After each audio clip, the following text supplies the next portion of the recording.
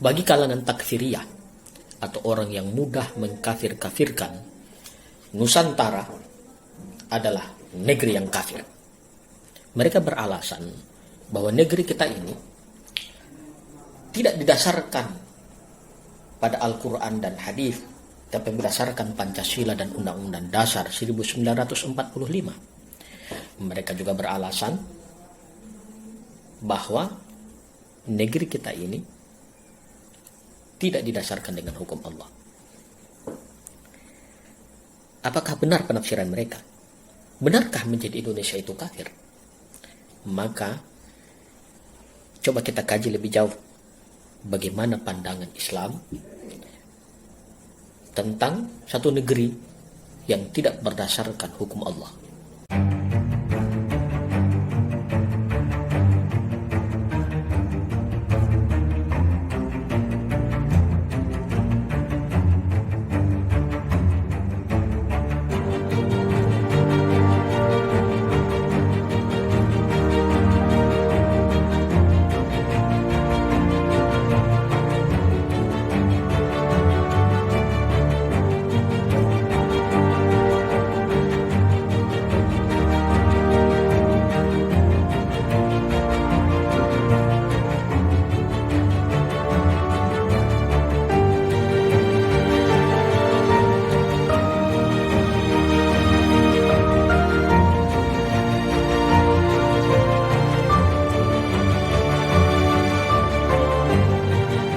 Mengapa Abu Muhammad Al-Adnani, seorang pemuda yang soleh, penghafal Al-Quran, rajin beribadah, dan memiliki semangat belajar Islam yang tinggi, lalu terjebak pada radikalisme, bahkan berakhir menjadi teroris? Syekh Usama Al-Azhari lalu menjelaskan, salah satu faktornya adalah bacaan-bacaan Al-Adnani, khususnya pengaruh Sayyid Qutb, terutama bacaannya terhadap tafsir fi Zilalil Quran yang ditulis oleh Sayyid Qutb. Tafsir ini banyak tersebar di kalangan kaum muslimin, tetapi para ulama kontemporer seperti Syekh Ali Jum'ah, Syekh Yusuf Al-Qaradawi, Syekh Usama Al-Azhari, Habib Ali Al-Jufri Yaman memberikan peringatan secara tegas bahwa dalam bagian-bagian tertentu tafsir fi Zilalil Quran tidak boleh ditelan mentah-mentah karena penafsirannya bermasalah. Salah satu penafsiran Sayyid Qutb dalam tafsir fi Zilalil Quran yang dibaca oleh Abu Muhammad Al-Adnani dan diyakini sebagai penafsiran yang benar adalah firman Allah Subhanahu wa taala dalam Quran surah Al-Maidah ayat 44 pada penggalan akhir ayatnya yang ditafsirkan oleh Sayyid Qutb secara tekstual dan garang. Ayat tersebut berbunyi, "Wa man lam yahkum bima anzalallah faulaika humul kafirun." Barang siapa yang berhukum dengan hukum selain yang diturunkan oleh Allah, maka mereka itulah orang-orang yang kafir. Sayyid Qutb memulai menafsirkan ayat ini dengan mendefinisikan jahiliyah bukan pada konteks sejarah sebelum Islam seperti masyarakat Quraisy pada masa Rasulullah Shallallahu Alaihi Wasallam yang menyembah berhala, tetapi semua peraturan hidup dan peraturan perundang-undangan yang tidak berdasarkan syariah. Kalau seseorang atau sekelompok orang membuat sistem hukum dan peraturan perundang-undangan yang tidak berdasarkan syariah, maka itu adalah jahiliyah karena hawa nafsu yang menjadi ikutannya, apapun istilahnya, kata Sayyid Qutb. Akhirnya Sayyid Qutb mengatakan, maka memutuskan perkara selain yang diturunkan oleh Allah maknanya adalah kejelekan, kerusakan, dan keluar dari ruang lingkup keimanan. Ini didasarkan nas Al-Quran, kata Sayyid Qutb. Dengan kata lain, Sayyid Qutb menjatuhkan vonis kafir bagi masyarakat yang menjalani sistem hukum dan peraturan perundang-undangan yang tidak didasarkan pada syariah. Bahkan klaim ini diyakini oleh Sayyid Qutb berdasarkan nas Al-Quran.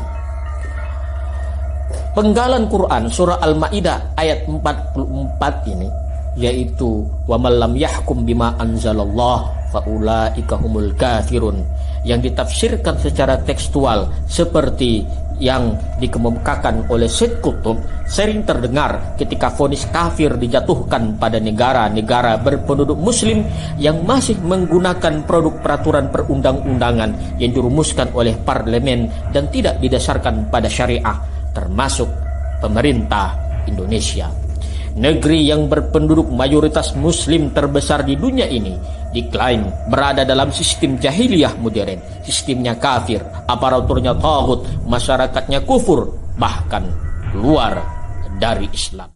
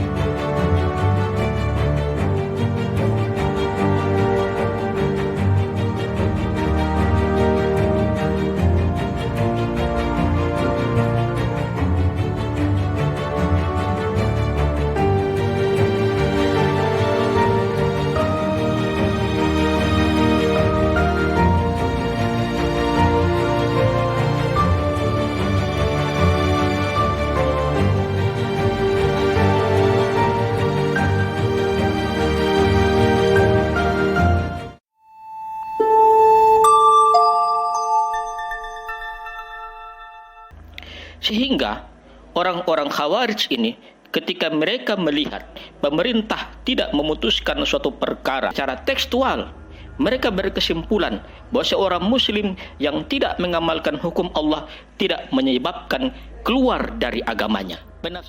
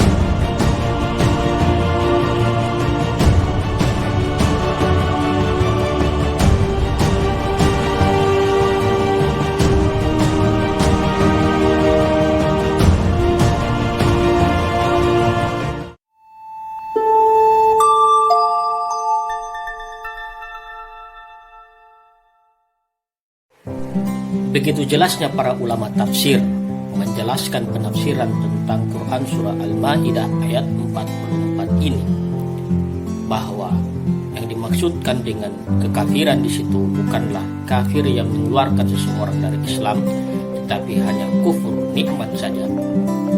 Mengapa lalu orang berpaling dari penafsiran yang sahih, lalu terjebak kepada penafsiran dari Syed Qutb yang menginspirasi munculnya radikalisme, bahkan ada yang berakhir menjadi teroris?